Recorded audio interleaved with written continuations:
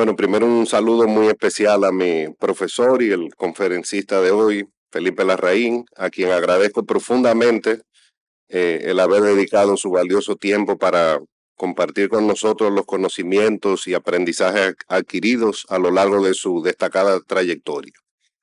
Le doy la bienvenida en general a todos los presentes, funcionarios, colegas, amigos, a doña Milagros, a mi amiga Margarita Cedeño, ingeniero Molina Checa, a quien yo realmente valoro su amistad y le agradezco mucho su presencia.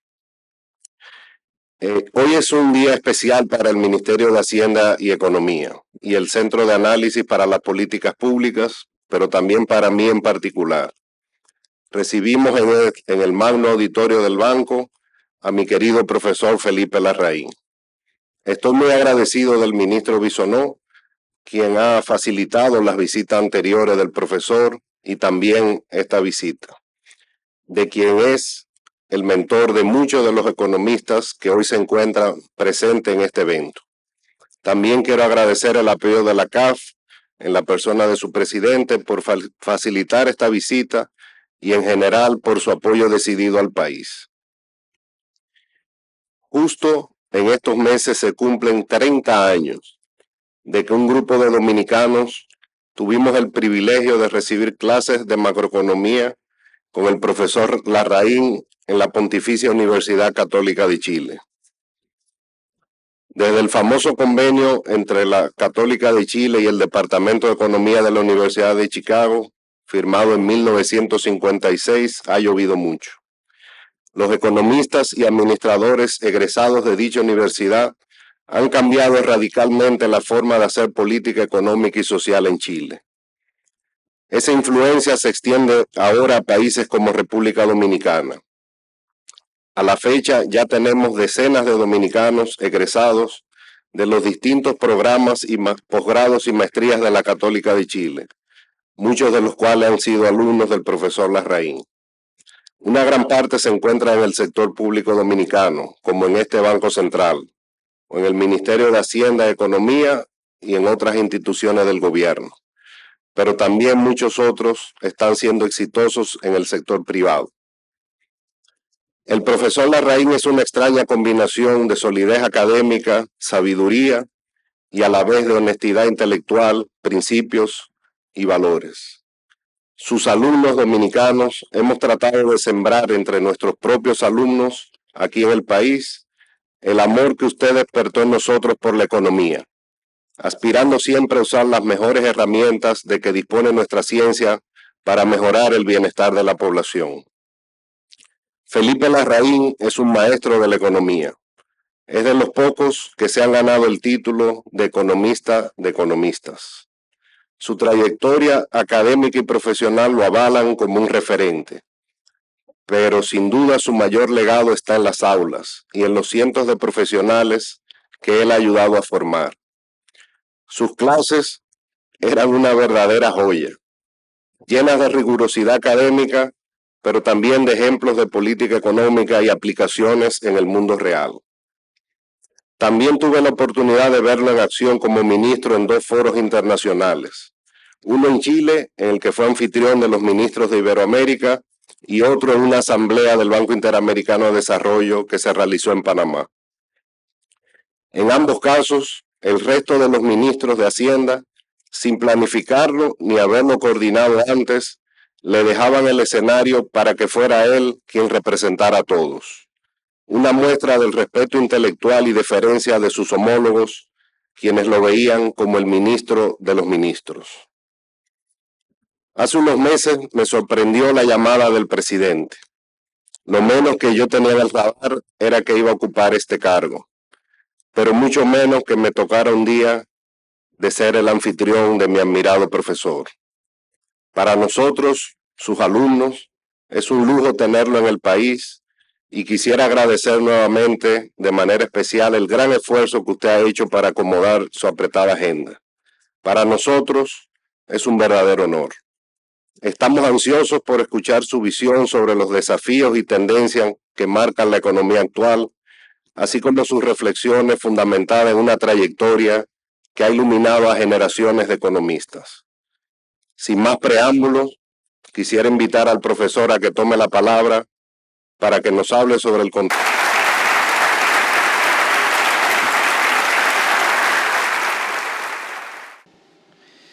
Bueno, alto. Profesor Felipe Larraín, ministro de Hacienda de Chile en los periodos 2010, 2014, 2018, 2022. Apreciados invitados, autoridades del área económica, representantes de la academia, medios de comunicación, sociedad civil, amigos, aliados del CAP, y me voy a suscribir a las salutaciones puntuales que ya oímos anteriormente, así no voy a fallar en nadie. Cuando creamos el Centro de Análisis para Políticas Públicas hace ya 18 años, abrazamos la convicción de una democracia madura que florece aún más cuando suma a su fortaleza electoral una cultura del debate programático que sea profundo. Nuestra nación heredó de los grandes líderes de la transición post-Trujillo y post-guerra una vocación democrática sólida y a partir de ahí asumimos el compromiso de avanzar hacia un verdadero desarrollo sustentado en políticas públicas de largo alcance.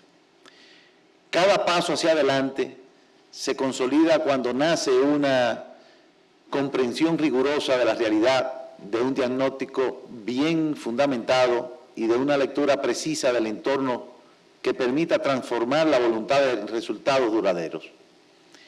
Esa es la misión de los centros de pensamiento y el nuestro, alcanzar su mayoría de edad, 18 años, reafirma este propósito dedicado con un esfuerzo al estudio atento de la realidad nacional e internacional. Reconocemos que los acontecimientos del mundo inciden en nuestro destino y esa conciencia nos impulsa a cultivarnos, a prepararnos y a fortalecer nuestra capacidad de resiliencia. En el Centro de Análisis para Políticas Públicas, CAP, ha nacido y crecido con un espíritu profundamente patriótico, abierto siempre a quienes desean aportar a la nación desde el conocimiento, la experiencia y la vocación de servicio. En ese sentido, Chile ha sido desde antes incluso de la fundación del CAP un modelo inspirador a lo largo de nuestra historia. Es una nación que ha logrado avances ejemplares en la reducción de la pobreza, la expansión de su clase media y la construcción de consensos duraderos entre corrientes tan diversas como conservadores, liberales, demócratas, cristianos y socialdemócratas. Ese espíritu de encuentro ha fortalecido su democracia y ha permitido que sus políticas públicas se sostengan en acuerdos amplios y de largo alcance. Un factor decisivo en ese proceso ha sido la labor de los centros dedicados al estudio, a la reflexión y al diseño de propuestas de políticas públicas. Son espacios donde las ideas se afinan, se contrastan y se convierten en programas de gobierno capaces de orientar a candidatos, legisladores, autoridades locales hacia agendas compartidas. Allí se generan conversaciones profundas que impulsan la evolución institucional y que al mismo tiempo ofrecen a la ciudadanía herramientas para evaluar, exigir y participar con mayor claridad. Esa cultura de diálogo se refleja en la calidad del debate electoral chileno, especialmente en los debates presidenciales que han acompañado el proceso que culmina casualmente este domingo con su segunda vuelta. Es un ejercicio cívico seguido con atención en toda la región, un ejemplo de cómo una sociedad madura coloca las ideas en el centro de su destino a partir de una conversación pública, vibrante, rigurosa y orientada principalmente al bien común. Y dándole continuidad al propósito que ha guiado al Centro de Pensamiento para Políticas Públicas, CAP, desde su creación, propusimos entonces ahí mi amigo ministro de Hacienda ahora en República Dominicana, Magín, organizar este conversatorio con el profesor Felipe Larraín. Ya Magín le hablará un poquito más ahorita sobre Felipe, que fue su profesor además. Como buen egresado de la Pontificia Universidad Católica de Chile, Magín acogió la idea de inmediato y hoy celebramos juntos un encuentro que promete aportar claridad, experiencia y visión al debate económico dominicano. Felipe es un maestro en toda la dimensión de la palabra. Su formación en macroeconomía, historia, economía y econometría, junto a su trayectoria pública y académica, lo han convertido en una de las voces más respetables de América Latina. En Chile su liderazgo trasciende orillas políticas, reconocido por figuras de distintos sectores, incluidos los expresidentes Ricardo Lagos, Michelle Bachelet y Eduardo Frei, quienes han acompañado y valorado su obra intelectual y ese prestigioso testimonio de una carrera construida con rigor, servicio y compromiso con el desarrollo. Para nosotros es un honor cerrar nuestro año de actividades recibiéndolo nuevamente en República Dominicana, país que conoce y aprecia desde hace más de un cuarto de siglo. Recuerdo con mucho entusiasmo su visita hace 10 años, preludio de una etapa trascendental en su trayectoria. Y hoy, mientras su nación se prepara para la segunda vuelta electoral, el próximo domingo, su presencia aquí demuestra su permanente compromiso con el desarrollo regional. El profesor Larraín es, ante todo, un firme creyente en el futuro de la región, siempre mirando hacia adelante, como debe ser y como también lo hacía en vida un gran amigo en común, el presidente Sebastián Piñera. Y quiero recordar lo que solía decir de nuestro país. Ahora, República Dominicana es un país que debe estar muy agradecido de Dios. Yo creo que cuando Dios creó la República Dominicana estaba de muy buen humor.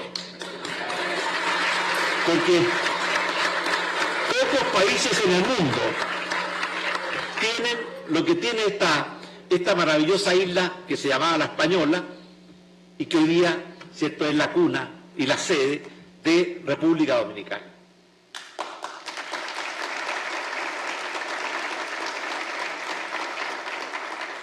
Siempre le dije al presidente Piñera que no se equivocaba. Y sin duda la República Dominicana es un país estable, dinámico, pacífico, atractivo para la inversión y protagonista del crecimiento más vigoroso del continente.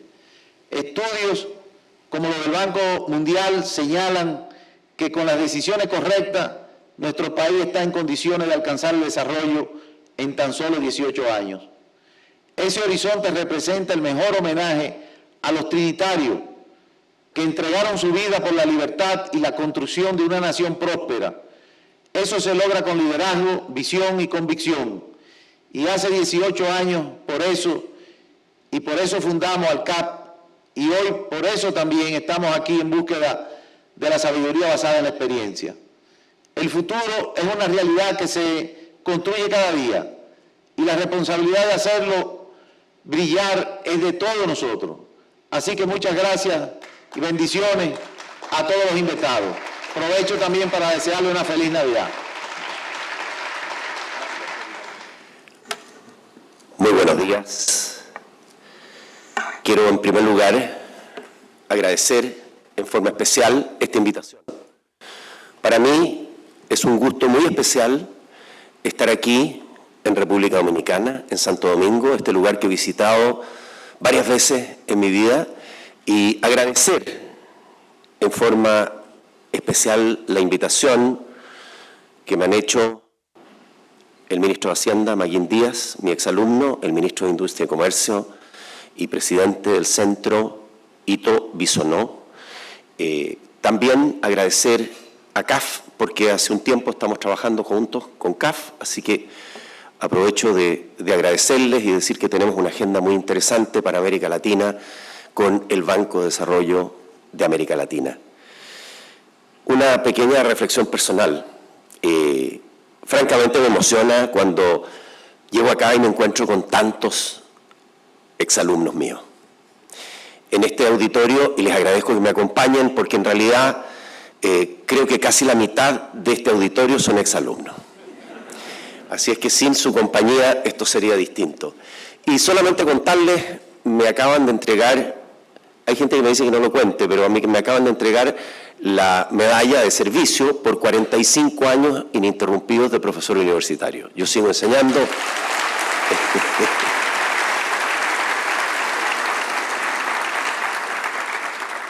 Pero esta medalla que me entregó la Universidad Católica es solo por permanencia, no es por logros. Así es que también dejarlo claro. En este periodo en que he estado 6 años en el gobierno, 10 años también en la Universidad de Harvard, en estos últimos 45 años yo jamás rompí mi nexo con la Universidad Católica de Chile. Y estaba haciendo la cuenta, más o menos he tenido 6.000 alumnos presenciales en mi vida y unos 4.000 alumnos por vía remota en un curso que enseñamos con el profesor Jeffrey Sachs en la Universidad de Columbia, un curso que se llama Macroeconomics for a Sustainable Planet.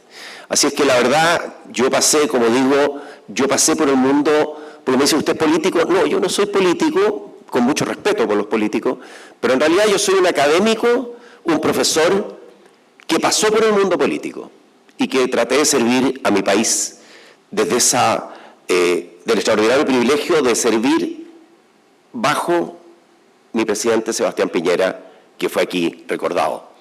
Bueno, quiero comentarles un poco de lo que voy a hacer. Vamos a tocar un poco la economía mundial. Es imposible para países pequeños como los nuestros, Chile, y voy a hacer un paralelo después con Chile, hacia el final, entre Chile y República Dominicana.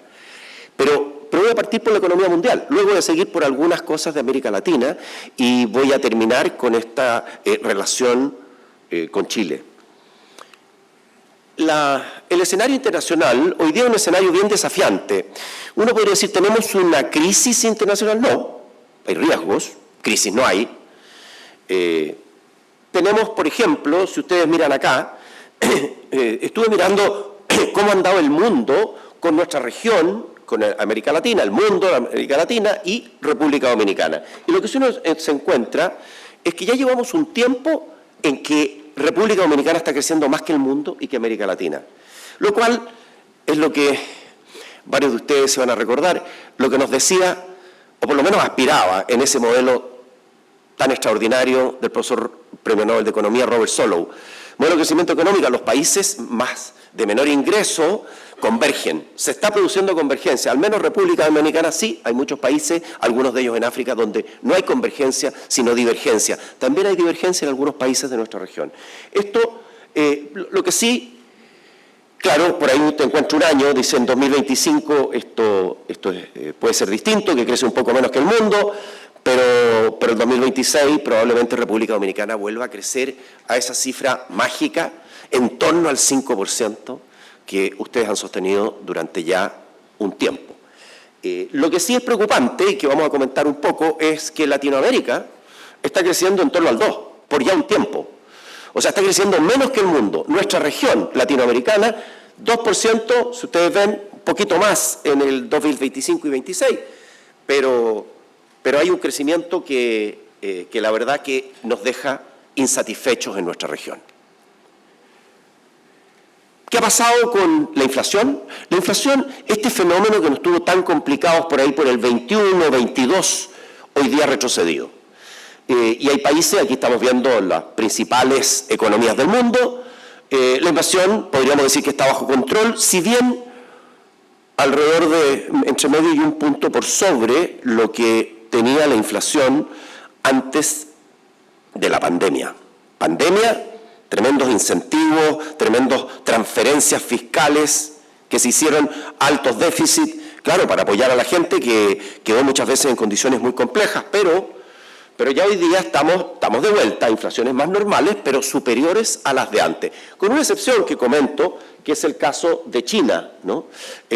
China, que está ahí abajo, que en meses recientes ha estado jugando, hoy día se ha recuperado, la última cifra está sobre cero, pero está jugando con la deflación.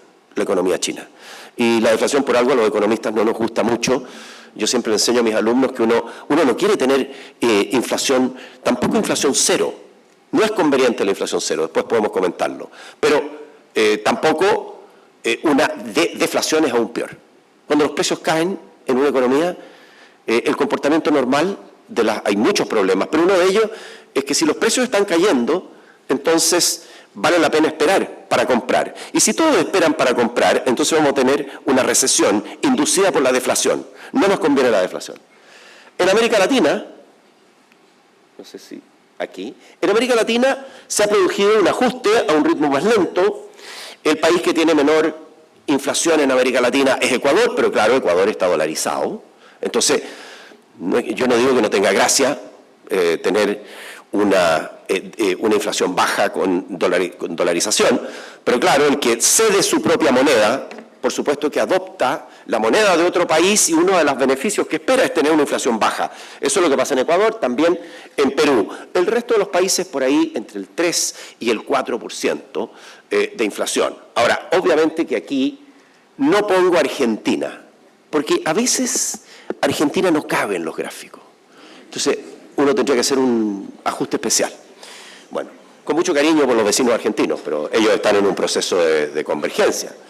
Y aquí hay una buena noticia para el mundo y para República Dominicana. Aquí tenemos un primer paralelo interesante con República Dominicana. Los dos somos altamente dependientes de las importaciones de petróleo. Nosotros no es que no produzcamos nada, pero probablemente producimos el 2% de los combustibles líquidos que consumimos, 2-3%. O sea, para efectos prácticos, ustedes importan la totalidad de los combustibles del petróleo que se consumen. Y esto, ¿por qué lo digo? Porque hemos enfrentado un periodo después del pic de $115, que fue por ahí no hace tanto tiempo, por ahí por el 2022 del barril de petróleo. Hoy día, por distintas cosas que están ocurriendo, el precio del barril de petróleo ha caído casi a la mitad de lo que estaba en ese momento. Y las perspectivas para el próximo año de los analistas están entre $60 y $65. Y esto tiene que ver con proyectos que entran en operación después de la pandemia, tienen que ver con lo que está pasando en Estados Unidos, en lo que se llama el shale oil y shale gas, ¿no es cierto?, que es una industria muy interesante y de rápida respuesta, y en la OPEP, ¿no es cierto?, que enfrenta dificultades para coordinar recortes, y Rusia, Brasil y Guyana, que aumentan las exportaciones. De hecho, Guyana, ustedes saben que el país lejos, el país que tiene mayor ingreso per cápita de América Latina en la región hoy día es Guyana. Tiene pocos habitantes y mucho petróleo. Eso hace, ¿no es cierto?, que Guyana haya tenido un aumento extraordinario en el ingreso per cápita. País pequeño, con un vecino complejo. No me refiero al del sur, sino al que está hacia el otro lado. Pero, entonces, ¿y qué nos puede decir esto respecto de la economía mundial? Que por cada 10%, esto es una cifra que se maneja en economía, por cada 10% de caída del precio del petróleo, podemos esperar entre 0,2 y 0,5% en un periodo de 1 a 2 años de mayor crecimiento del mundo. Claro, si la caída es sostenida, si la caída vuelve inmediatamente arriba, esto es distinto. Entonces, esta es una buena coyuntura. Hay otras coyunturas complicadas que los vamos a ver. Y esto es otra cosa interesante, que en el periodo en que estamos en un periodo de recortes en las tasas de interés mundiales y en gran parte de nuestros países también. Y esto está impulsando los precios de las materias primas, especialmente los metales, en nuestro caso el cobre. Ustedes tienen oro, nosotros tenemos poquito oro y mucho cobre. Entonces, este es un periodo en que podemos esperar, con este relajamiento monetario, podemos esperar, ¿no es cierto?, precios de metales, precios de materias primas más fuertes. Perdón, aquí se me pasó una persona muy importante. A ver, no sé cómo vuelvo atrás. Aquí estoy. Este caballero se me pasó. Imagínense, si se me hubiera pasado y yo no me hubiera dado cuenta, a mí me da mucho susto, porque uno puede perder la visa por un error como este. Así es que yo prefiero mantener mi visa. Así que, ¿qué pasó? ¿Ustedes se acuerdan de esta foto? Yo recordé, cuando lo vi, a Moisés bajando del monte Sinaí con las tablas de la ley. Y esta es la tabla de lo que le tocó a cada uno. Y hay países que les tocó mucho y otros que les tocó poco. Y a nosotros dos, República Dominicana y Chile, nos tocó lo mismo. Nos tocó un 10%, que es la base, lo menos que se tiene de aumento arancelario. Ahora, voy a decir, porque hay un colega, tengo que confesarlo, no lo voy a mencionar, pero hay un colega, doctor en economía de la Universidad de Harvard, que es uno de los asesores del presidente Trump en esta materia. Su nombre es Peter, apellido latino. No es Peter Jones, no. Entonces, don Peter le dijo que presentara las tablas y pusieron una fórmula abajo. Entre nos, porque yo sé que estamos hablando aquí, la fórmula está mala. Y la fórmula está mala, fíjese que a nosotros en Chile nos tocó un 10% de aumento de tarifa y arriba está la balanza comercial. Y la balanza comercial, nosotros somos de los países que tenemos un déficit con Estados Unidos. O sea, nosotros nos debería haber tocado una baja de tarifa, pero nos tocó la alza porque ese como mínimo del 10%, y hoy día estamos de buena fe negociando con Estados Unidos, así como entiendo lo están haciendo ustedes, el 10%, porque, y esto es casi evidente, pero como el 10% es el mínimo, nosotros estamos mejor que el resto. Y esto es, o sea, ganamos competitividad en el mercado americano. Pero lo ideal es sacarse el 10% de encima porque no lo merecemos. Y además porque nosotros tenemos un tratado de libre comercio con Estados Unidos. Bueno, entonces tenemos el tema de la guerra comercial, y esta guerra comercial ha llevado las tarifas, el arancel efectivo de Estados Unidos a niveles que están hoy por sobre los que había en 1930. O sea, en materia de arancel, de proteccionismo, aquí hemos retrocedido casi un siglo.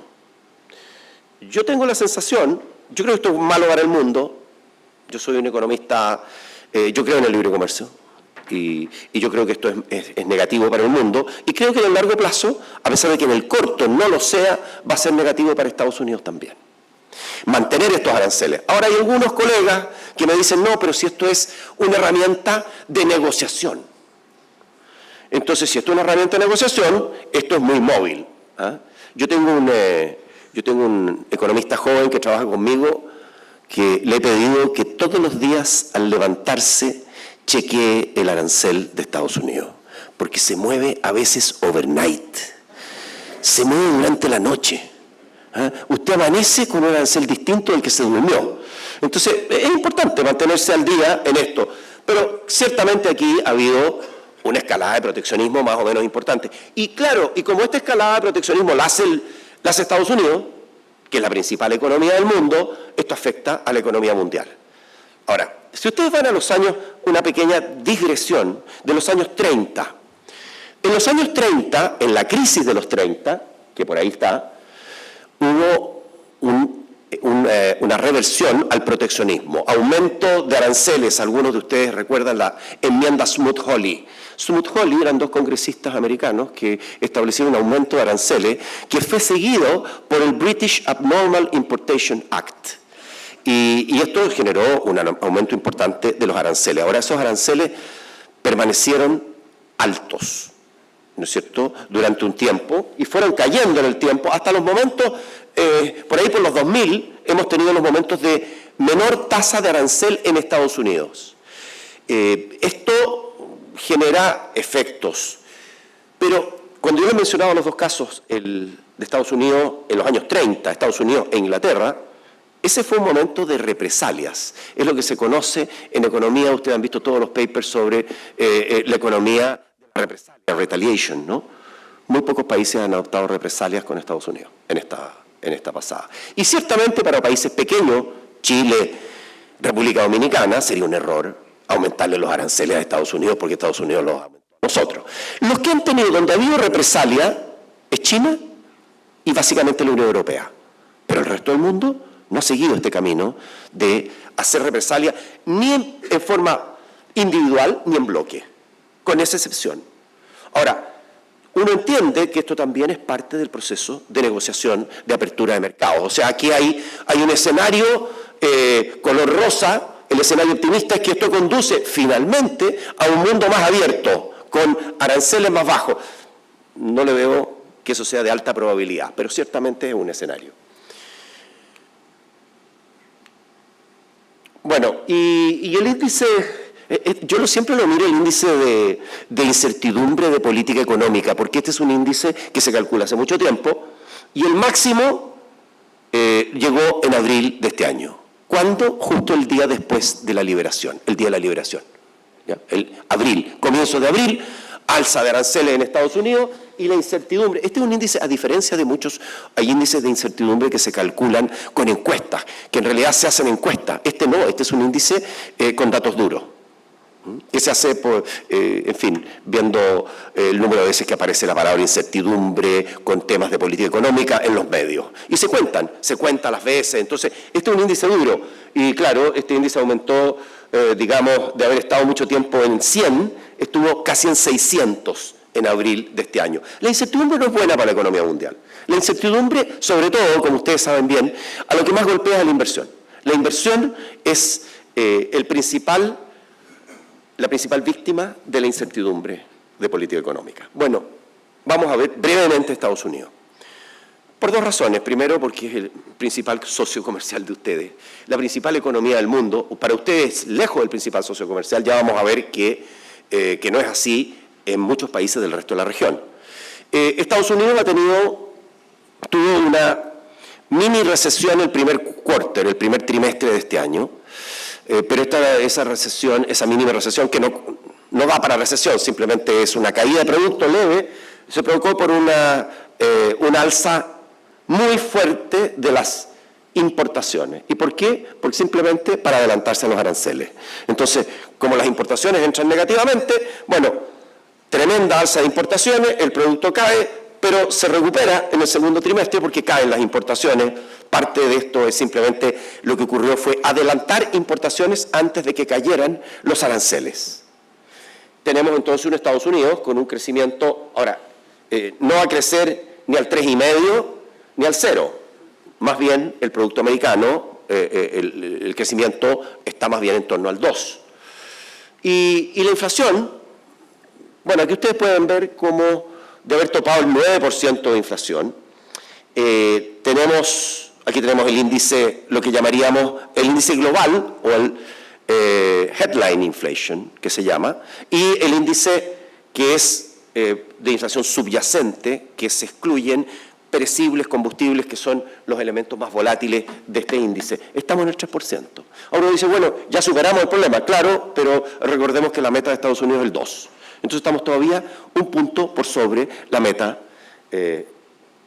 norteamericana. Y esto en un escenario en que hay un enfriamiento del mercado laboral. Si ustedes ven en el gráfico del lado izquierdo, nosotros tenemos en diversos indicadores que el empleo está creciendo en menos de 1%. Y en el gráfico derecho, la tasa de desempleo está hoy día en 4,4. Ahora, claro, uno dice 4,4 es una tasa bajísima, sí, pero viene de 3,5.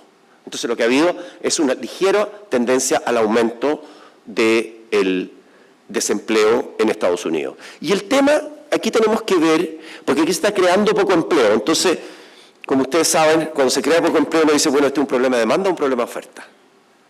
Bueno, demanda es cuánto está creciendo la economía. ¿Y qué está pasando con la oferta de trabajo? Y yo tengo la sensación de que en Estados Unidos la política dura, antimigratoria, porque eso es lo que ha ocurrido, ¿no es cierto? Parte del problema del mercado laboral está en la oferta y no en la demanda. El presidente Trump lo que está haciendo es cumplir con su programa de gobierno, pero ha generado un tema en el mercado laboral. O sea, muchas veces lo que pasa es que no hay gente, ¿no?, para determinado tipo de ocupaciones. Bueno, y vamos a ver los riesgos. Esta es una economía desafiante. Principal riesgo es una burbuja en la inteligencia artificial. Este es el principal riesgo de la economía mundial. Ustedes saben, las burbujas son preciosas cuando van creciendo y el problema es cuando revientan, ¿no? Entonces, hoy día tenemos, ha habido los de ustedes que siguen el mercado, ¿no es cierto?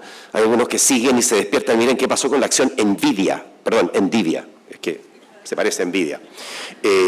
La acción de Endivia ha tenido una corrección importante en los últimos días. Esto es uno sigue a las 7 grandes que manejan el Standard & Poor's, ¿no es cierto? Bueno, puede haber una corrección, un estallido de esta burbuja que ha llevado a los récords que tenemos en el mercado accionario norteamericano y en varios países. Este es un tema sobre la economía mundial. Mayor inflación global. Es cierto que la inflación ha venido cayendo, pero si tenemos proteccionismo, tenemos posibilidad de que, por ejemplo, presiones laborales, presiones de costos, podemos tener al menos por una vez un aumento en los precios. Mayor inflación global es otro riesgo. Bueno, aquí la guerra comercial. Este es un efecto que está sintiendo el mundo. Este es otro tema de riesgo para la economía mundial.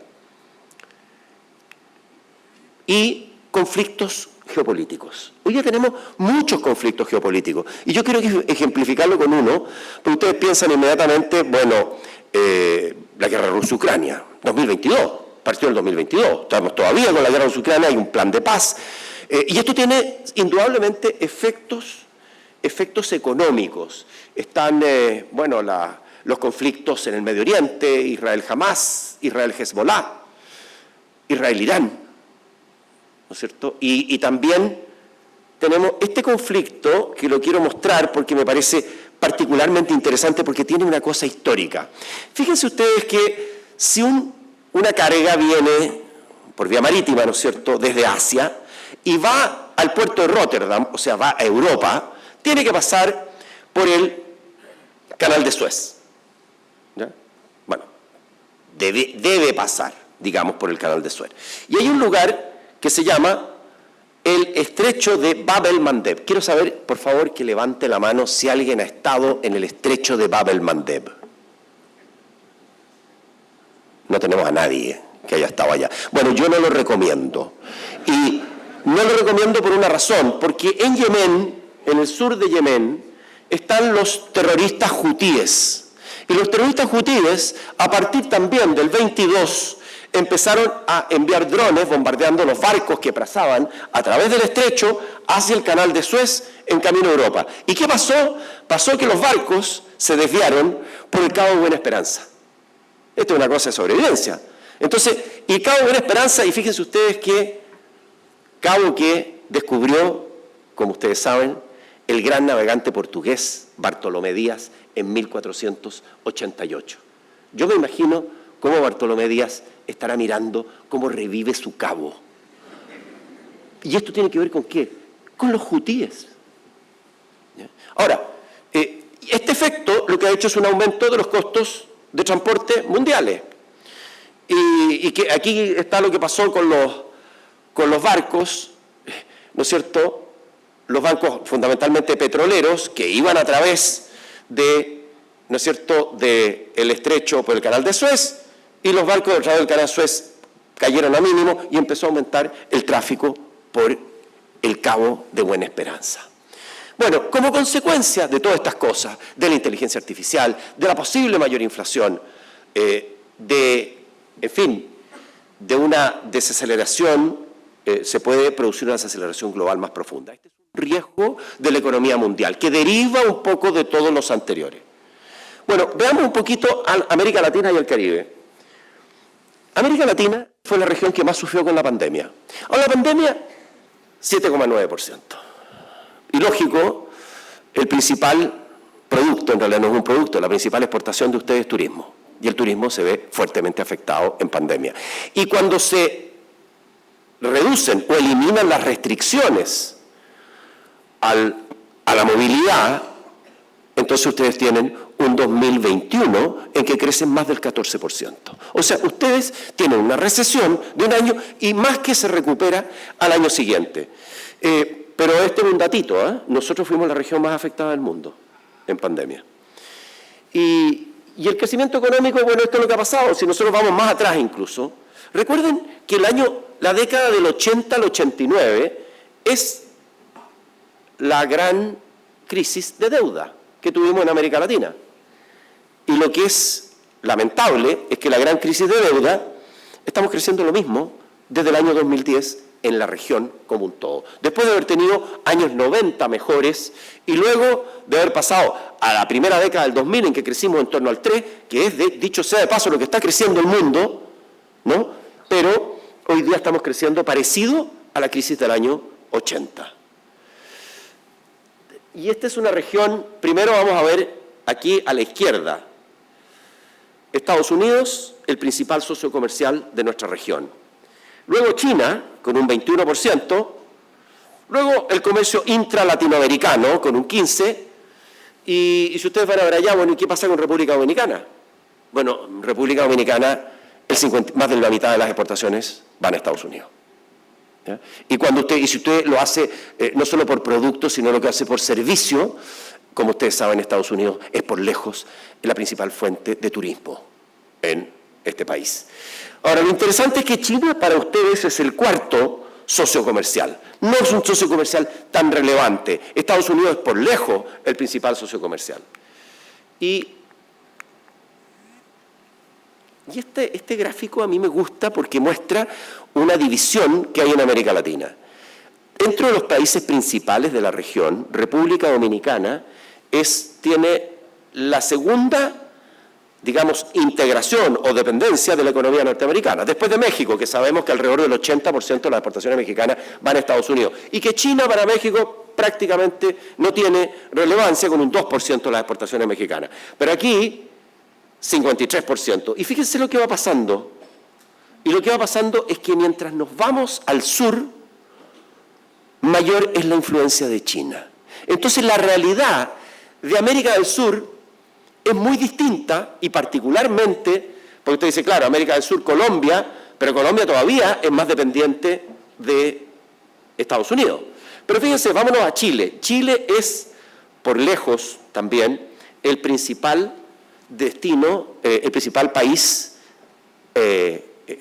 como integrado o dependiente de China en la región. Casi el 40% de las exportaciones chilenas van a China. Y luego viene Estados Unidos con un 15%. Pero también tenemos a Perú, 30%, Brasil. Argentina está por ahí, Argentina no es tan dependiente, y Uruguay, 22% de las exportaciones de Uruguay. O sea, aquí tenemos una región latinoamericana en que hacia el norte de la región, Centroamérica, México, Caribe, muy dependientes, Colombia también lo metemos en ese grupo, muy dependientes de Estados Unidos. Y hacia el sur, mucho más dependientes de China. En este escenario, yo les quiero llamar simplemente la atención por el tema del nearshoring, que es una oportunidad para la región. Nearshoring es simplemente el hecho de que las empresas, industrias que se relocalizan desde Asia, por ejemplo, desde lugares más lejanos, se vienen más cerca de nuestra región. Y nosotros tenemos una oportunidad. Una oportunidad porque tenemos mayor cercanía, somos tal vez más confiables que enviar un barco que tiene que en una de esas pasar, no para el caso nuestro, pero podría tener que pasar por territorios donde disparan drones. Hoy día en nuestra región estamos más cerca de los grandes mercados consumidores y por eso ya ha llegado una cantidad importante de inversión extranjera a la región por este fenómeno del nearshoring. Y aquí nos deberíamos pensar cómo nosotros atraemos en América Latina estas industrias que se están y empresas que se están relocalizando desde lugares más lejanos. Y aquí, claro, ¿quién se beneficia más? México, claro. México, que es el que tiene la mayor proximidad, el tratado con Estados Unidos, pero también podríamos beneficiarnos el resto de la región. En un trabajo reciente se estima que esta relocalización ha generado o está generando del orden de $80.000 millones adicionales de exportaciones desde nuestra región. Para lo cual tenemos que fijarnos en temas como la infraestructura, el Estado de Derecho y la protección de inversiones y creo yo que para maximizar el efecto de atraer esta inversión nos ayuda a trabajar más unidos en América Latina, trabajar en forma más conjunta. Y aquí solamente les quiero comentar que hay un lugar en Asia, hay un tratado en Asia que para mí es muy interesante, que es el tratado de ASEAN. ¿Y qué podemos recoger de ASEAN? Ahora, yo voy a aclarar un punto. Yo soy partidario de la liberalización global del comercio. Pero muchas veces para un país pequeño nosotros no tenemos opciones de afectar lo que pasa a través de la Organización Mundial de Comercio, donde somos jugadores menores, que no tenemos influencia mayor. Entonces, lo que hacen los países es generar acuerdos. Y en nuestra región hay un conjunto de acuerdos que han tenido poco efecto en integrarnos verdaderamente. No quiero ni siquiera compararnos con la Unión Europea, que es un acuerdo de integración muchísimo más ambicioso, que establece no solamente la integración en bienes, servicios, en flujos de capitales, en flujos laborales. Hay un mercado al cual se puede desplazar. No estoy hablando de esa integración.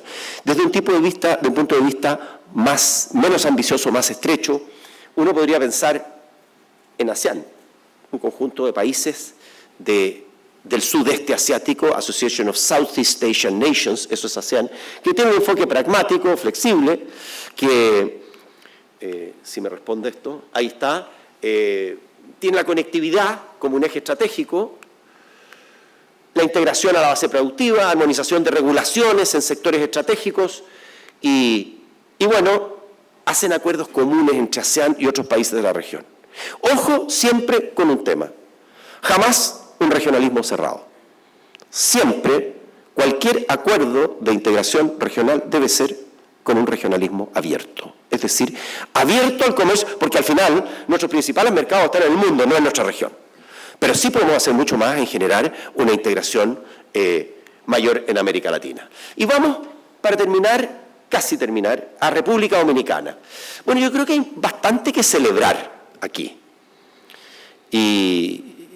Y quiero, claro, como decía el presidente Piñera, sí, yo creo que Dios estuvo en un buen día cuando creó República Dominicana. Pero esta es la historia, si ustedes quieren, económica, desde el año 90, 35 años, donde el producto per cápita, esto va a paridad de poder adquisitivo, porque hay dos medidas, está la medida de paridad de poder adquisitivo y la otra tipo de cambios de mercado, que son dos tipos de cambio, dos formas distintas de convertir $29.000 hoy día a paridad de poder adquisitivo, pero, claro, aquí estoy, espérese un poquito, es que se provocó una...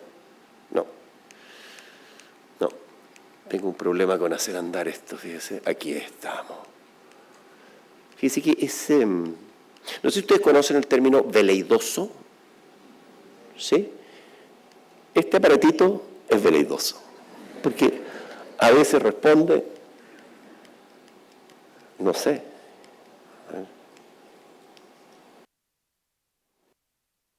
Avanzando, pero yo quiero que retroceda. Ahí estamos de vuelta. Entonces el PIB per cápita más que se cuadruplica desde el año 2000. Y yo quiero plantear lo siguiente. Después me voy a referir, ustedes tienen el plan 2036, que me parece muy interesante. Pero, ¿qué pasaría si uno dijera, a ver, ¿en qué momento llega República Dominicana, que es un concepto distinto, en el plan 2036 ustedes plantean duplicar el ingreso per cápita? Aquí estamos hablando de llegar al desarrollo. Y para llegar al desarrollo uno tiene varias formas de hacerlo, pero yo aquí les puse 3 países que están entre los que tienen menor ingreso. El menor ingreso de los países desarrollados probablemente es Grecia, con $39.000. Bueno, si ustedes crecen el per cápita a 5%, en 2030 alcanzarían los niveles de hoy de Grecia. Y este puede ser un bonito objetivo, alcanzar el desarrollo. Si se ponen más ambiciosos y dicen, bueno, quiero los niveles de Bulgaria, ahí no tenemos que esperar hasta el 2032. Y por último, si ustedes dicen, no, voy a ir a Portugal, bueno, Portugal se alcanza el 2034. Pero yo creo que hoy día, ahora, esto es ambicioso, esto es al 5, pero si ustedes lo ponen al 4, se demora un poquito más. Eso es.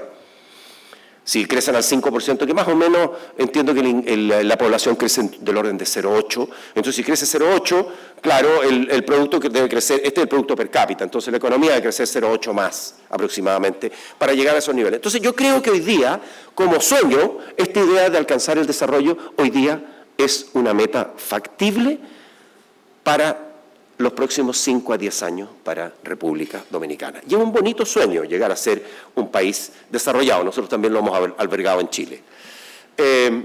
Bueno, y esto desde 2012 hay periodos en que ustedes crecen más que la región, otros que crecen menos, si tomamos el año 80, pero desde 2012, con contadas excepciones de un par de años, están creciendo más que el resto de la región. Y también otra cosa positiva es la caída en la tasa de desempleo. Claro, ahí está ese 7,4, pero ese 7,4 es la tasa de desempleo de pandemia. Entonces no podemos tomar esa como una tasa normal. Hoy día una tasa de desempleo del 5,1, una de las tasas más bajas de América Latina. Y la tasa de informalidad, yo creo que aquí hay un bonito desafío para la región, reducirla para República Dominicana. En una región que es muy informal, ustedes están lejos de los niveles, la mayor informalidad en Bolivia, fíjense que el 86% de la fuerza laboral en Bolivia es informal. Perú, 71%. Honduras, 82%.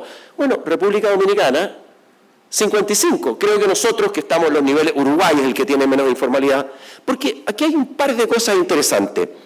Los informales, por definición, no pagan impuestos, ¿cierto? Eso lo menos que no hacen es no pagar impuestos. Es una manera también de aumentar la recaudación, es a través de la reducción de la informalidad. Yo no digo que sea fácil, pero hay cosas, y ustedes piensan, ¿y quiénes son informales? Uno siempre piensa en el comerciante ambulante, ¿no? Esa gente que se para en las esquinas o que tiene unos toldos en las cuadras y que, en fin, en mi país, acá, mucho comerciante ambulante, y ahí hay mucho de la informalidad, pero también hay informalidad en gente bastante de mayores ingresos. Yo no sé, con todo respeto, pero, y voy a hablar de la realidad de mi país, ¿ustedes han descubierto un profesor de yoga dando una factura? Yo no creo a idea, pero o un kinesiólogo, o el profesor de tenis, no sé, preparador físico, PF, no le estoy dando, aquí está el director del Servicio de Impuestos Internos, no le estoy dando idea, pero hay informalidad, ¿no es cierto? Yo no digo que sea la informalidad más importante, pero hay informalidad, y yo creo que ese es un reto que tenemos todos los países, reducir nuestra informalidad. Porque esa gente que se incorpora al mundo formal, además va a caer en el sistema de protección social. Esa gente que hoy día no tiene protección social, es gente que si queda desempleada, porque esos son empleos informales, si quedan desempleados, ¿qué tienen? ¿Tienen la familia o los amigos? No tienen ningún tipo de protección. Bueno, empleos de mejor calidad, formales, y que a la vez cooperen en la recaudación y en contribuir con lo que les corresponde, no con más. Bueno, y la pobreza, yo creo que este es otro tema, lo había mostrado en el anterior, como voy a mostrarlo aquí en comparativo con el resto de la región, tasas de pobreza, ustedes han tenido una reducción muy significativa en la tasa de pobreza. Y claro, este es otro tema, que está en el Plan 2036, que es reducir, entiendo que es eliminar la tasa de pobreza. Ahora, eliminar la tasa de pobreza completamente no es llegar a pobreza cero, pero claro, si usted está bajo 5%, usted ya prácticamente ha eliminado el tema de la pobreza. Bueno, sí, aquí estamos. Y esto a mí me causó, no, ahora estoy de vuelta con, vamos a ver si me responde.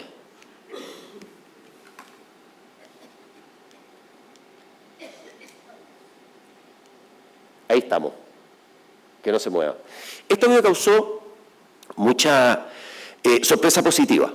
Fui gratamente sorprendido por esto, de ver que República Dominicana es el país menos desigual de América Latina. En una región desigual, porque América Latina se pelea, no es la región más pobre del mundo, pero se pelea la mayor desigualdad del mundo con África, particularmente África subsahariana. Y acá el coeficiente Gini, ¿no es cierto?, teniendo países muy desiguales en la región, ustedes tienen un coeficiente de 38,4. Esto es bien notable porque tienen menor desigualdad de países como Uruguay. Y claro, todavía no estamos en el promedio OCDE, que es 31,7.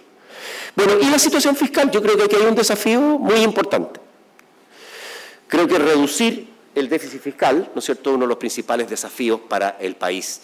Y aquí les muestro el balance estructural, un 4,2%, de déficit estructural. El tema es que, bueno, también está en la regla fiscal de República Dominicana, la idea de reducir los niveles, porque esto lo que hace, el déficit, este es el déficit, el balance estructural. El déficit efectivo se traduce en más deuda pública. La mayor deuda pública se traduce en mayores pagos de intereses sobre la deuda. Y ustedes tienen 3,4 puntos del PIB. Conversaba con el ministro de Hacienda y me decía que esto va en aumento, que este año puede ser cercano a 3,7, porque aquí está hasta 2024. Entonces, que ahí, este es un desafío mayor, porque dedicarle, fíjense ustedes que si la recaudación tributaria de Dominicana es del orden de 15% del PIB, más de 20% de la recaudación tributaria se va a pagar intereses de la deuda pública. Eso restringe fuertemente el presupuesto fiscal. Y la deuda, ustedes tienen una deuda que hoy día bordea el 59% con datos del FMI, el dato de 71,8% y que decrece tan rápidamente por la caída del producto del año 2020. O sea, cuando cae el producto, la base de esto es deuda sobre PIB, ¿no? Entonces, cae el PIB, salta la deuda, después se provoca el crecimiento del PIB y se retoman niveles más normales. También me fijé que hacia el 2035, en la regla fiscal, creo que es 2035, que se plantea reducir la razón de deuda PIB a 40 puntos del PIB. Y esto creo que es una buena noticia. Lo que ha pasado en la evaluación externa del riesgo crediticio, la calificación de riesgo país, es que o está positiva o estable. Y han tenido ustedes mejoras en la clasificación de riesgo. Y hoy día tienen el MB, o sea, el spread, en realidad el MB es el spread sobre los bonos del Tesoro norteamericano, ¿no? Este MB está en 179 puntos. Esto es el spread más bajo que han tenido ustedes desde que yo vi información. Entonces, esto es una buena noticia, que los spreads se reducen. Ahora, claro, con 179 puntos, todavía hay países que tienen menores spreads en nuestra región. Pero aquí hay un desafío, pero también un logro importante. Quiero plantear esto con estos 4 puntitos, porque creo que este también es otro desafío importante para República Dominicana, que es fortalecer la institucionalidad fiscal. Una cosa es reducir el déficit, que se puede hacer con medidas que nunca es fácil reducir el déficit, aumentar ingresos, contención del aumento de los gastos, muy difícil cortar gastos, pero estos son medidas de institucionalidad fiscal. Ustedes tienen una regla fiscal y yo les quiero contar que desde el punto de vista a este tema yo le he dedicado bastante tiempo como ministro, pero también como académico y también como asesor en la región, la importancia de tener una institucionalidad fiscal 2.0. Y la institucionalidad fiscal tiene 4 elementos fundamentales. La regla fiscal que ustedes tienen. Yo creo que es perfectible la regla fiscal, pero tiene una regla fiscal. Consejo Fiscal Autónomo que ustedes no tienen y que sería muy interesante hacerlo por ley. Es un consejo autónomo, independiente, asesor. No es un consejo resolutivo, es un consejo asesor. ¿De quién? Del Ministerio de Hacienda. Nosotros no tenemos en Chile el Consejo Fiscal autónomo y tiene muchísimo establecido por ley y hoy día tiene extraordinaria gravitación en todas las decisiones económicas que se llevan en nuestro país. Cualquier decisión que involucre uso de recursos públicos se le pide la opinión al Consejo Fiscal Autónomo, que es un consejo de técnicos de excelencia, transversal políticamente y que cuenta con un amplio respeto. Fondo soberano. Fondo soberano, en general los países tienen un fondo soberano porque el fondo soberano, junto con la regla fiscal, permiten amortiguar los shocks externos. Si tienen un shock externo, ¿dónde se recurre? Claro, pueden emitir deuda, pero es ideal tener un fondo soberano. También es un desafío, no es fácil crearlo. Y también uno se pregunta, bueno, ¿y cómo creo el fondo soberano? En mi país fundamentalmente se ha hecho con los recursos del cobre. Pero hoy día con una legislación, cuando hay superávit fiscal, sobre un cierto, se nutre el Fondo de Estabilización Económico y Social, que se llama nuestro Fondo Soberano. Y luego, un marco que ustedes tienen, un marco fiscal de mediano y largo plazo. Esos 4 elementos hacen que uno podría decir, esta es una institucionalidad fiscal 2.0. ¿Y qué ventaja tiene tener una institucionalidad fiscal 2.0?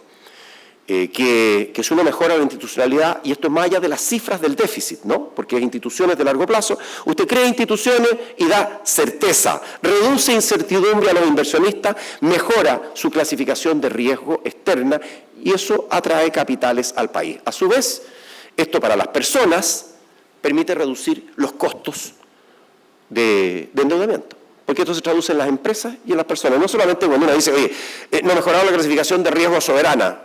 Bueno, pero eso fluye. No solamente, el que se beneficia no es solamente el Estado, se benefician las empresas, se benefician las personas.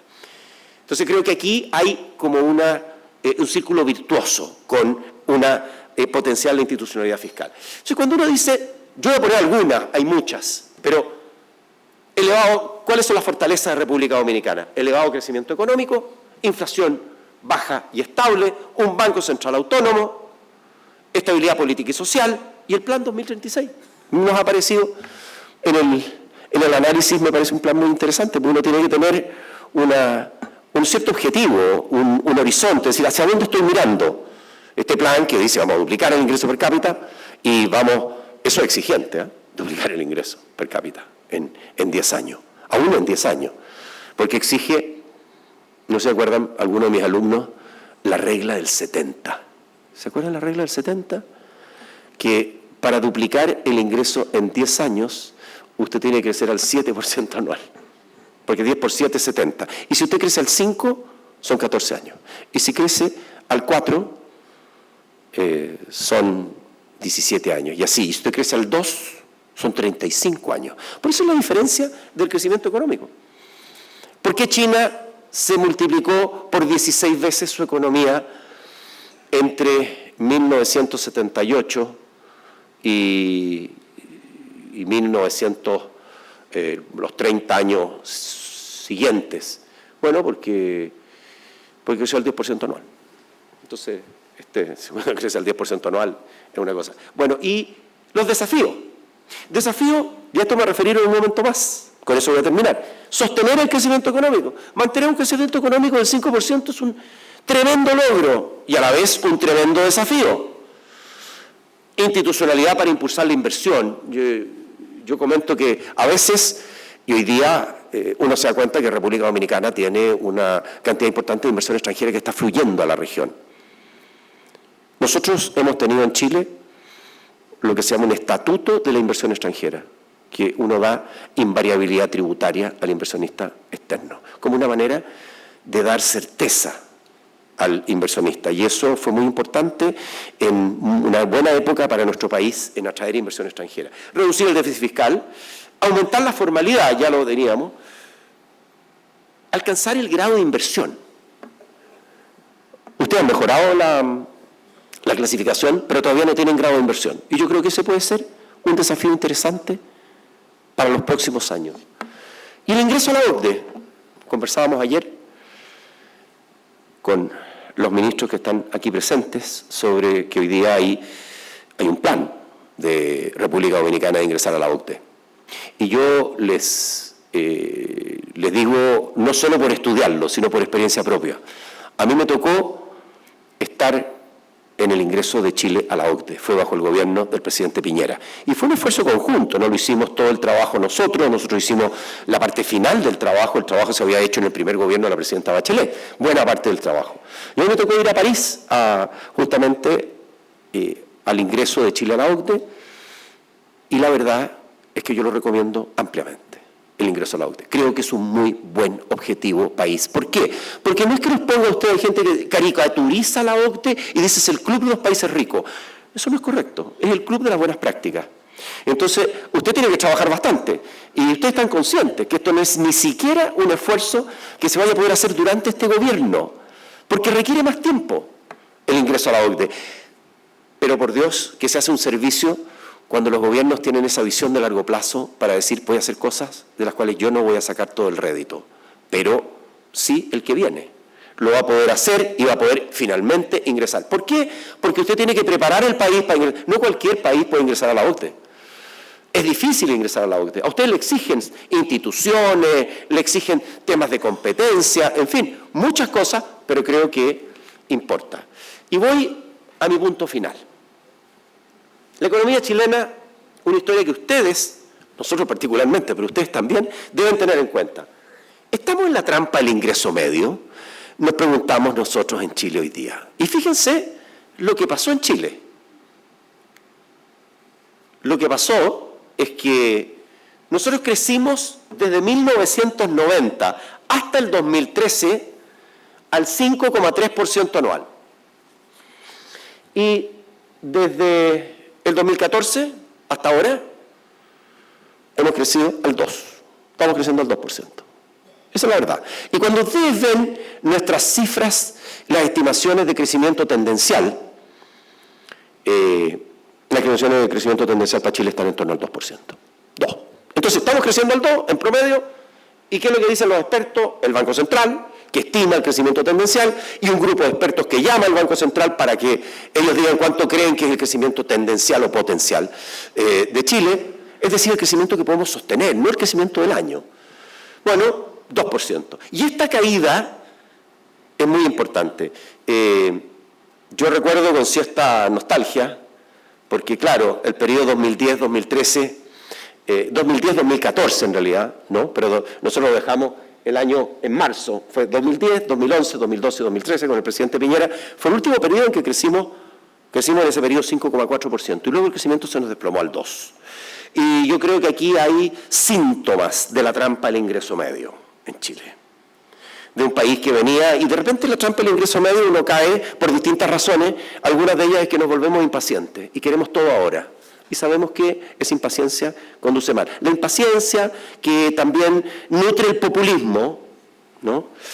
Nos hace caer a esta suerte de trampa del 2%, de la cual queremos salir. Y espero que podamos salir. Pero, y tiene que ver, el populismo tiene que ver la situación política y la reforma política. Miren, en este momento en mi país, y creo que esto es parte del problema, en mi país tenemos representados en el Congreso 25 partidos políticos. 25 partidos políticos.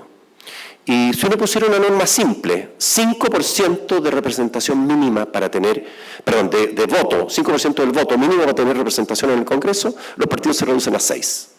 Entonces te pasa de 25 a 6. Entonces, imagínense al que le toca ser minoría en un gobierno, o sea, un gobierno, pero de minoría, porque no tiene control de ninguna de las dos cámaras. A mí me tocó estar 2 veces en el gobierno en minoría. Y usted llega a negociar al Congreso y se encuentra con 20 partidos políticos. Y en los 20 partidos políticos usted encuentra una bancada, a veces hay bancadas de 2 diputados, pero hay uno que es díscolo. Entonces, usted negocia con los 2 y no sabe si negoció bien. Porque está el díscolo. Entonces le dice el jefe de bancada que usted ya llegó a un acuerdo, pero que se acaba de ir el otro diputado porque tiene una opinión distinta. Es un problema serio. Bueno, muchos temas detrás de esto, pero ciertamente, fíjense lo que pasa con la inversión. Espera un minutito, que tengo que volver atrás. Aquí. La inversión en Chile entre 1990 y 2013 creció casi al 9% anual. Desde 2014 hemos crecido al 0,7%. Y si ustedes cuentan ahí, en los últimos 11 años han habido 6 años de caída de inversión. 6 años de caída de inversión. O sea, tenemos un problema de crecimiento que haya 11 años para llegar a ver la luz. Bueno, nosotros estamos luchando contra esto. Yo les doy aquí solo 2 pistas de lo que hemos hecho, un proyecto de este gobierno, el gobierno actual, con el cual claramente yo no soy parte ni comulgo con el gobierno, pero sí apoyamos en el proyecto de permisos sectoriales. 2 temas. La primera es sustituir algunos permisos por declaraciones juradas. Bueno, si a usted le descubren que mintió la declaración jurada, le caen las penas del infierno. Está bien, pero eso es. Y lo segundo es lo que se llama el silencio administrativo positivo. Esto es que si usted pide un permiso, se cumple el plazo legal y no le han contestado, se entiende aprobado el permiso. Bueno, si usted junta declaraciones juradas, silencio administrativo positivo, y les digo una tercera cosa que creo que todavía nos hace falta en mi país, que es que los proyectos puedan estar en línea con sus permisos. O sea, que técnicamente, tecnológicamente se pueden meter a un sitio web y en el sitio web, ¿no es cierto?, revisar con una clave cómo van los permisos de su proyecto. O sea, ocupemos la tecnología en beneficio de sacar adelante las inversiones.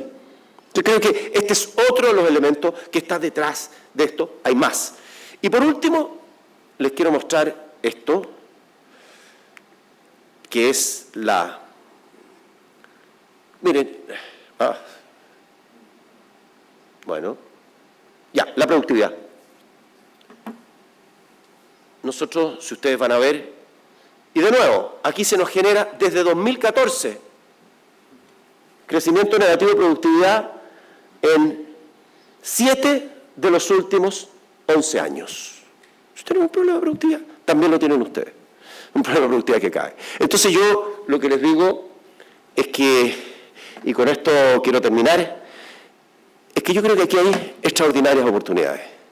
Que mi país tiene cosas también que enseñar, pero dentro de las cosas que tiene que enseñar también es ojo con la trampa del ingreso medio. Porque nosotros hemos tenido un periodo de crecimiento extraordinario que duró en Chile hasta 2013. Y hoy día nuestro desafío es retomar, no el 5,5% que crecimos. Hoy día nuestro desafío es poder retomar un 4 sostenido. Ese 4 para nosotros sería importante. Y para ustedes, mantener ese 5% que han logrado por tiempo y que de repente baja al 2%. Entonces ese 2% es como un guiño de la trampa del ingreso medio. Y ustedes tienen que volver a crecer. Y aquí hay oportunidades extraordinarias, hay un buen plan. Y yo lo que veo es que aquí hay estabilidad política, social, que en muchos países de nuestro hemisferio no está. Así es que el ambiente, las posibilidades están, pero el desafío es inmenso. Y en este desafío, que es el desafío para mí, de llegar al desarrollo, han fracasado la mayor parte de los países.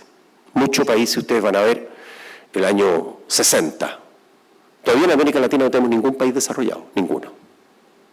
El año 60 nosotros teníamos más ingreso per cápita como región que el sudeste asiático.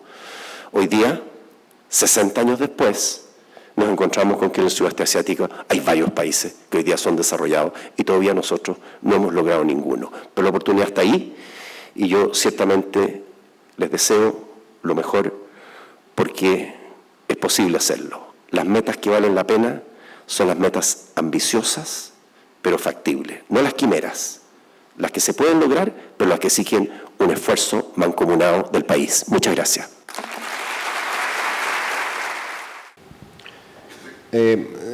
Mucha gente se ha enfocado en Trump con el tema comercial, el ataque que él ha hecho al libre comercio y el uso de los aranceles, pero tal vez igual o más nos preocupa a muchos economistas el ataque que él ha hecho a la independencia del Banco Central, que es una institucionalidad que ha funcionado, nosotros lo tenemos, ustedes fueron de los primeros.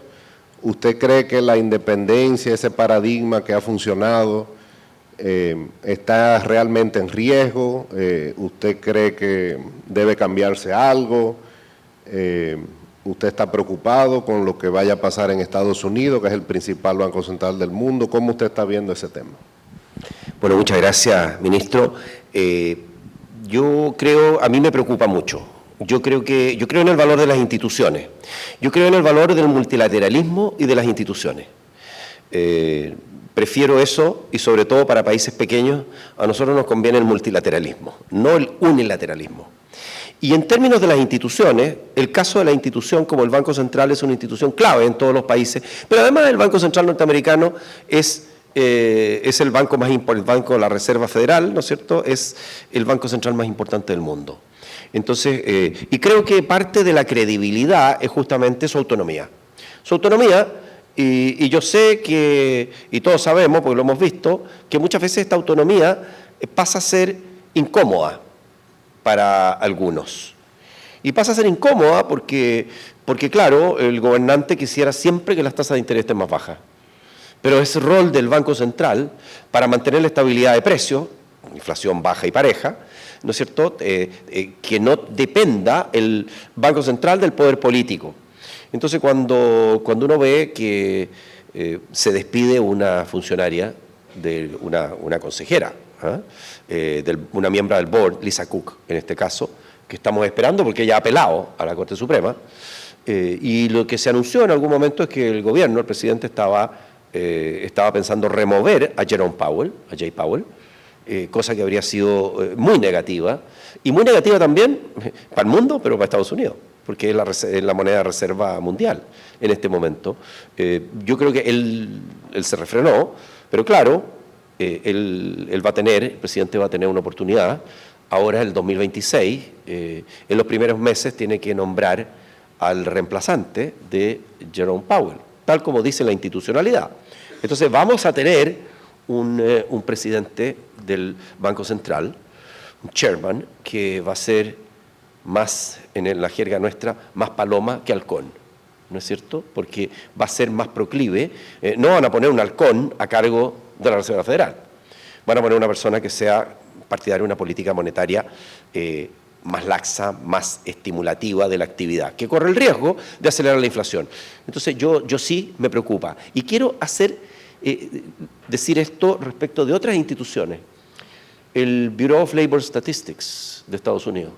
Yo me recuerdo un mes en el cual no gustó la cifra de creación de empleo y desempleo que se dio y despidieron a la presidenta del... Entonces, yo creo que, y lo digo con el mayor respeto del mundo, porque uno no puede andarle dando, digamos, ni sermones ni sugerencias, digamos, a Estados Unidos, pero sí, yo creo que el valor de las instituciones es demasiado importante. Reserva Federal, Bureau of Labor Statistics, Corte Suprema, en fin. Respetar las instituciones. Y no solo respetarlas, profundizar las instituciones. Y en ese sentido, sí, me preocupa. Y creo que estamos todos en la línea y estamos todos un poquito como a la expectativa de lo que va a pasar. Bueno, una de las apuestas que hizo el gobierno cuando llegó en el año 2020 era a grandes alianzas público-privadas para suplir la baja inversión pública. Eso no ha funcionado tan bien. Estamos estudiando cómo lanzar una nueva versión, pero en Chile ha funcionado bien. Las concesiones han funcionado bien, se han invertido miles de millones de dólares. ¿Qué hizo Chile para que surgiera eso, el tema de las concesiones, para complementar la inversión pública, que es una demanda infinita casi de infraestructura pública y no hay recursos suficientes? Entonces, ¿qué hizo Chile y qué podemos hacer nosotros? Bueno, yo creo que este es un tema absolutamente central. Los países, y además por un tema no solamente de recursos, sino de economía política.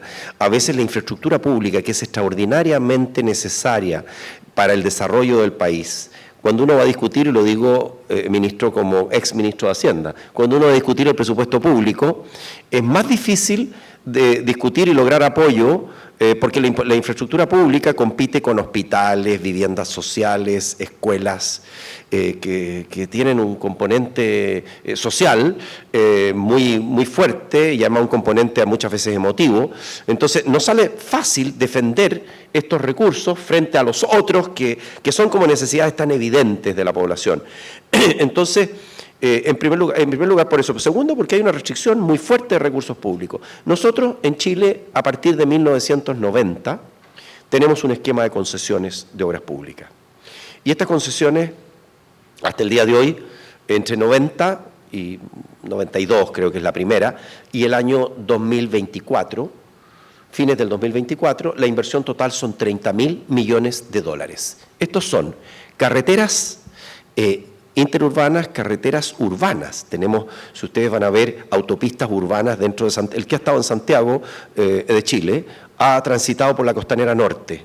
Eso es una concesión de una autopista urbana.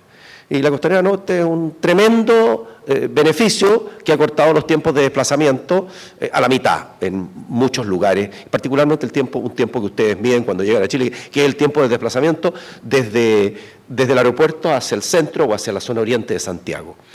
Hemos hecho túneles, puertos, aeropuertos, carreteras hospitales, cárceles, a través del sistema de concesiones. Yo soy un gran, soy un gran partidario de las concesiones de obras públicas. Ahora, para hacerlo, la sugerencia es dos cosas. Uno tiene que tener la institucionalidad. La institucionalidad es que uno tiene que tener las leyes, los reglamentos, que las cosas funcionen, que la gente que entra a una concesión tenga claro que va a poder cobrar, porque al final no son los que vienen a hacer concesiones, no son de la orden de los franciscanos, son inversionistas. Entonces, como tales, necesitan tener un retorno a su inversión, y para el retorno a la inversión tienen que poder cobrar los peajes. Entonces, los peajes o las tarifas, no sé cómo la llaman acá. Entonces, bueno, primero, garantizar que ellos van a poder tener la retribución. Segundo, que esto en un esquema a largo plazo, porque eso no solamente cobrarle este año, sino que estas son inversiones que se hacen a 20 años, a 30 años. Para ello se requiere esta institucionalidad. Y lo otro que sugeriría es que uno tiene que tener un pipeline de proyectos, porque al final hay algunos de estos proyectos que son iniciativa privada, pero la mayor parte son obras públicas que llama el sector público y dice, mire, aquí vamos a licitar tal cosa, este tramo de la autopista, ese pipeline, ese banco de proyectos tiene que estar. Entonces yo sugiero invertir en las dos cosas, en la institucionalidad, la legislación, los reglamentos y en este banco de proyectos, porque si no, no van a ver. Usted puede tener una institucionalidad estupenda y si no tiene proyectos no tiene inversión. ¿No es cierto? Hay otras cosas, ministro, pero esto tal vez son temas más técnicos, pero es interesante que muchas veces estas obras se hacen con crédito. ¿Cómo estas obras llegan a tener acceso al crédito? Muchas veces a través de una cierta garantía mínima de ocupación. Por ejemplo, en una carretera usted dice, mire, yo le voy a dar una garantía mínima que la demanda crece al 2% al año. Y esa garantía la del Estado. Ahora es un pasivo contingente del Estado, también es algo que hay que pensarlo. Pero eso abarata mucho el costo de capital y para ciertos grupos es importante para poder desarrollarlo. Entonces, de todas maneras, mirar, esto es algo que puede ser, y se puede partir con lo más básico, porque nosotros hemos llegado a muchos otros sectores. Y a veces hay sectores que son más complejos, son más controvertidos. Dicen, oiga, vamos a tener una infraestructura en las cárceles. Sí, pero es para darle infraestructura de la cárcel, ¿no es cierto? No es porque los gendarmes vayan a ser privados, los gendarmes siguen siendo gendarmes públicos, ¿no? Lo mismo en los hospitales, no es que el hospital vaya a estar fuera del Ministerio de Salud, es un hospital público que es construido por un privado y que va a cobrar un servicio por esa construcción. Bueno, una de las cosas que Chile ha aprovechado mucho es el ahorro previsional. Ya en el país se ha acumulado mucho y está el tema de cómo realmente canalizar esos ahorros en proyectos de infraestructura. O sea, ¿cuál ha sido la experiencia de Chile? ¿Cómo lo hizo? ¿Qué podemos hacer nosotros? Nosotros acabamos de hacer un estudio justamente sobre ese tema, ministro, para Chile. Hicimos un estudio para Chile y otro para México, que lo acabamos de concluir porque el estudio lo hicimos con mi colega Germán González, que está aquí conmigo, y bueno, lo que nosotros concluimos es que esto, bueno, lo primero que uno le exige una reforma de pensiones. En Chile la reforma de pensiones es 1980, o sea, tenemos 45 años de un sistema de pensiones nuevo, de capitalización individual, que ha resistido bastantes ataques. Particularmente ataques de grupos que quisieron eliminar el sistema de pensiones, y hoy día se ha hecho una reforma de pensiones que lo que hace es decir, mire, no se van a eliminar las administradoras de fondos de pensiones, sino que vamos a buscar otro tipo de cosas y vamos a aumentar la tasa de cotización. Dicho sea de paso, en Chile ha pasado la tasa de cotización del 10% del salario al 16%, porque con el 10% del salario, como la gente está viviendo más, es de re difícil, porque además las edades de jubilación legal permanecen rígidas, ¿no? Es muy difícil cambiar la edad de jubilación legal, y si no, le pregunten usted a Emmanuel Macron, al presidente Macron, cómo le ha ido con el cambio de la edad de jubilación. Ha sido un dolor de cabeza para el presidente Macron. Dicen que Brigitte opina también que no corresponde. Entonces, imagínese, usted llega a la casa, tiene el Congreso y la señora le dice que no corresponde el cambio. Entonces, bueno, hay todo un tema ahí que hace que los guarismos que hemos usado. Nosotros tenemos, creo que ustedes también tienen 10% de contribución. Nosotros teníamos 10% de contribución y vamos a 16% en una forma gradual de a 1 punto por año. Pero la otra cosa interesante, porque lo primero es que usted tiene que dar tasas de reemplazo, es decir, jubilaciones partido por últimos salarios que sean razonables, porque si usted le dan una tasa de reemplazo del 30%, significa que le cayó su jubilación, usted se jubiló y pasó de 100 a 30. Eso es una caída enorme para aquel que tiene la pensión de vejez como la única forma de financiarse y que se retira al mundo laboral. Entonces, eso es una parte, dar buenas pensiones, tener un esquema que ahí está el tema de la informalidad, porque en economías que son mucho más informales esos sectores no contribuyen al aparato de pensiones, que es otro problema porque al final no tienen protección, pero tal vez yendo a la macro, porque vamos de la micro a la macro. En la macro nosotros hemos descubierto 3 efectos fundamentales del ahorro previsional sobre la inversión, el crecimiento y el empleo. Y los efectos son significativos. Les doy el caso de Chile, el más significativo, el más impactante de nuestros hallazgos es que 1/3 del aumento de inversión viene de los fondos de pensiones. O sea, los fondos de pensiones al final terminan financiando una parte significativa de la inversión, particularmente la inversión en infraestructura del país, en infraestructura pública y privada. Entonces, para mí, pienso que es como tal vez el subproducto, porque usted no hace una reforma de pensiones para mejorar las variables macroeconómicas, usted hace una reforma de pensiones para mejorar las pensiones. Pero por añadidura se da este efecto macro tan importante, más importante mientras más formalizada está la economía. Y por supuesto también ahí tenemos todo el tema de los reglamentos de inversión. Al principio los esquemas de pensiones parten con reglamentos de inversión que son muy estrictos, se permite invertir solo en títulos de deuda de instituciones AAA. Bueno, pero si usted invierte en puros títulos de deuda, usted tiene que abrir eso y permitir la inversión en bonos corporativos, en acciones e incluso en instrumentos alternativos. Y eso permite que permee mucho más. Entonces, creo que aquí hay una oportunidad importante de financiar inversión, generar más empleo y potenciar el crecimiento económico del país. Bueno, ya tengo que hacerle esta pregunta, porque ya que lo traje, yo soy el anfitrión, Ito cree que es él, pero soy yo. Esta es la última pregunta, pero agradecerle su visita. El profesor va a venir varias veces el próximo año. Él nos va a estar ayudando al Ministerio de Hacienda y Economía. Va a estar trabajando en conjunto con nosotros. Te invitaremos a algunas reuniones para aprovechar su experiencia. Ahora, como algo me queda de académico, el profesor se rió cuando entró a mi oficina. Está la foto de mi familia, obviamente. Pero tengo una foto de Keynes y una de Friedman. Keynes me permite justificar el aumento del déficit fiscal, ¿verdad? Pero Friedman, el paradigma de la inflación, la estabilidad macroeconómica, la estabilidad monetaria. O sea, 100 años después de la muerte de Keynes y 20 años después de Friedman, yo creo que ellos dos siguen siendo los paradigmas en política fiscal, en macro, monetaria. ¿Y quería su opinión? Sin duda que Keynes, yo soy un gran admirador de Keynes y quiero en esta pregunta aprovechar de recomendar una lectura de Keynes, 2 lecturas de Keynes, porque el libro de Keynes que nosotros es la teoría del empleo, Employment, Interest and Money, ¿no? O en Prices. Esa es la teoría general que hace Keynes, es como su obra cúlmine desde el punto de vista de la macro.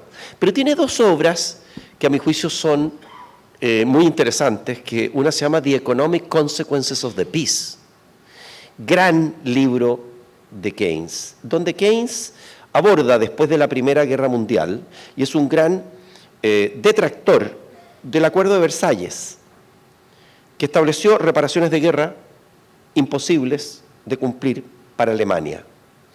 Y eso al final termina desestabilizando la República Weimar y genera una de las mayores hiperinflaciones que hemos visto en la historia del mundo. Para algunos esto pavimenta la llegada de Hitler al poder. Y Keynes una vez más tuvo razón en The Economic Consequences of the Peace. Pero les voy a dar otra aún menos conocida, pero que es muy, yo la encuentro deliciosa intelectualmente, que es The Economic Consequences of Mr. Churchill. Churchill, antes de ser primer ministro, fue ministro de Hacienda. Así es que, ministro, le quiero decir que hay algunas cosas que hacer después del ministerio. Churchill tuvo la mala idea de volver el tipo de cambio en Inglaterra, después de la guerra, devolverlo al nivel que tenía en el patrón oro, al tipo de cambio que había antes de la guerra. Y eso significó una revaluación importante que generó una tremenda recesión.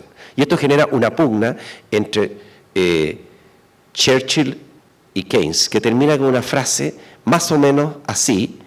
Dice Keynes, el primer ministro ha estado rotundamente equivocado o ha sido muy mal aconsejado por sus asesores.